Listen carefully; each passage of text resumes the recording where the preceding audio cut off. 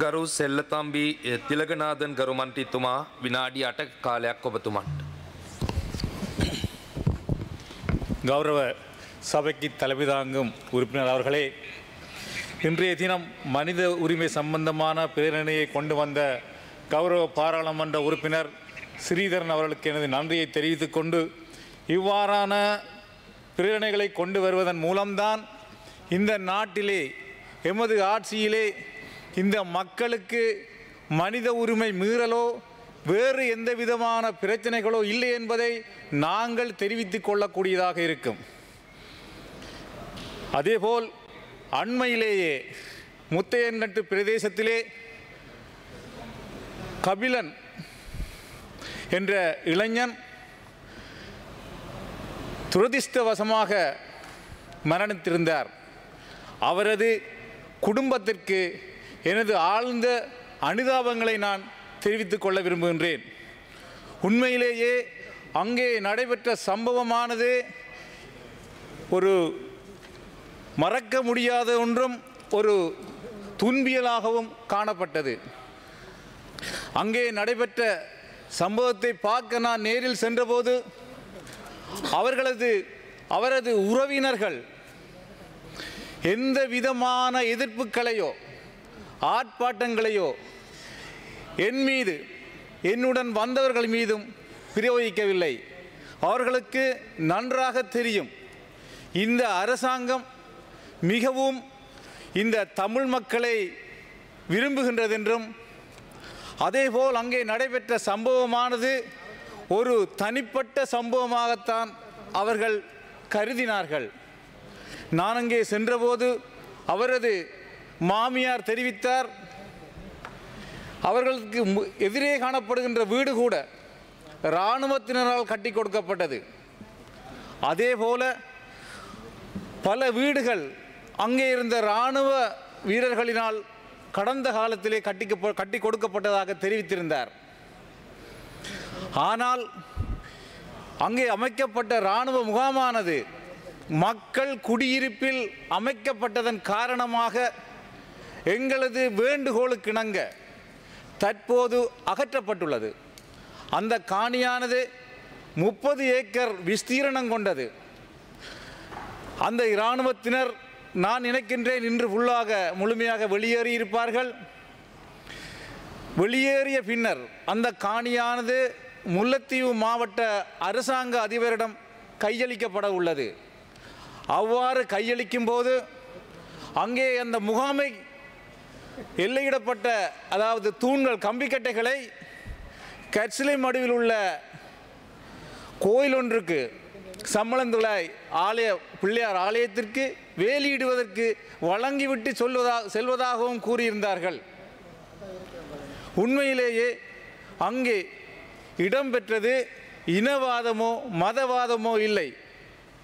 ஒரு எதிர்பாராத ஒரு சம்பவத்தின் மூலம்தான் இந்த இறப்பு நிகழ்ந்தது.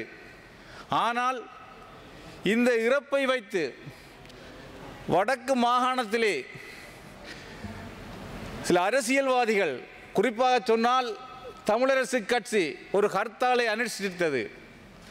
உண்மையிலேயே கடந்த காலத்திலே பொருளாதாரத்திலே பின்தங்கிய நிலையிலே காணப்படுகின்ற எமது மக்களது பொருளாதாரத்தை மீண்டும் பாதாளத்துக்கு கொண்டு செல்வதன் ஒரு நோக்கமாகத்தான் இந்த ஹர்த்தால் அனுஷ்டிக்கப்பட்டது. உண்மையிலே கௌரவ ஸ்ரீதரன் அவர்கள் கடந்த காலத்திலே பொருளியல் ஆசிரியராக இருந்தார். அவர் கூட நான் நினைக்கின்றேன் சிந்திக்கவில்லை, ஒரு நாள் அதாவது திங்கட்கிழமை ஹர்த்தாலை அனுஷ்டித்தால் பாடசாலை மாணவர்கள், வியாபாரிகள், நோயாளர்கள் போன்றவர்கள் பாதிக்கப்படுவார்கள் என்றே கூட அவர்கள் சிந்திக்கவில்லை. எதேச்சாரமான உண்மையிலேயே தங்களுடைய தனிப்பட்ட அரசியலை நோக்காக கொண்டுதான் இந்த ஹர்த்தால் அனுஷ்டிக்கப்பட்டது. ஆனால் இந்த ஹர்த்தாலிலே வடக்கு வாழ்கின்ற பெரும்பான்மையான மக்கள் இதை ஆதரிக்கவில்லை. இதன் மூலம் வெளிப்படையாக தெரிகின்றது, வடக்கிலே வாழ்கின்ற தமிழ் மக்கள் இந்த தேசிய மக்கள் சக்தியுடன் தான் இருக்கின்றார்கள் என்று உண்மையிலேயே அவர்கள் நான் நம்புகின்றேன். அதேபோல் சமஷ்டி முறையை அவர்கள் ஆதரிக்கின்றார்கள். உண்மையிலேயே கடந்த காலத்திலே ஏற்பட்ட சொத்திழப்பு, உயிரிழப்பு போன்றவற்றை பார்க்கும்போது உண்மையிலேயே நான் யுத்த காலத்திலே பிறந்து யுத்த காலத்திலே கல்வி கற்று யுத்தம் முடிந்த பின் தான் நான் பாராளுமன்றம் வந்திருக்கின்றேன். நான் கல்வி கற்கின்ற காலத்திலே, அதாவது வித்யானந்தா கல்லூரியிலே பல நாட்கள் பங்கரிலே இருந்து கூட கல்வி கற்றிருக்கின்றேன். இவற்றையெல்லாம் அனுபவித்த பின்னர் உண்மையிலேயே இந்த மக்களை நேசிக்கின்ற ஒருத்தன் இவ்வாறு பிரிவினையை எந்த ஒரு காலமும் ஏற்றுக்கொள்ள மாட்டார்கள். உண்மையிலேயே நான் முல்லைத்தீவு மாவட்டத்தைச் சேர்ந்தவன். நான் செல்லும் இடமெல்லாம் எந்த ஒரு தமிழ் மகனும் சமஷ்டியையோ தனி நாட்டையோ இதுவரை கேட்கவில்லை. அங்கே இருக்கின்ற ஏழை மக்கள் தங்களுடைய வாழ்வாதாரத்தை மீட்டு தருமாறு தான் கோரிக்கை விடுக்கின்றார்கள். கடந்த காலத்திலே, அதாவது இந்த வருடம் அங்கே விதைக்கின்ற முல்லைத்தீவு மாவட்டத்திலே பசலை மானியம் கடந்த காலத்திலே கழிவு நீரை பயன்படுத்தி வயல் விதைத்தவர்களுக்கு மானிய பசலை கொடுக்கவில்லை. நான் எனது சகோதரர் சுசில் அமைச்சர் அவர்களை முல்லைத்தீவு கூட்டிக் கொண்டு சென்று அவருடன் கலந்துரையாடியதுக்கு அமைவாக 1200 ஏக்கர் வயல் நிலங்களுக்கு 1200 ஏக்கருக்கு பசலை மானியத்தை பெற்றுக் கொடுத்தேன். காலை அவசான் கருமன்டி. அதேபோல் முத்தியங்கட்டு திட்டத்தின் கீழே இருக்கின்ற 200 ஏக்கருக்கு சிறுபோகத்திற்கு நீர் 54 வருடமாக குளத்து நீர் வழங்கவில்லை. அதற்கான நீர்ப்பாசன வசதியையும் நான் அமைச்சரினூடாக கதைத்து பெற்றுக் கொடுத்து மக்களினுடைய வாழ்வாதாரத்தை பெருக்குவதற்குரிய நடவடிக்கைகளை மேற்கொண்டு வருகின்றேன்.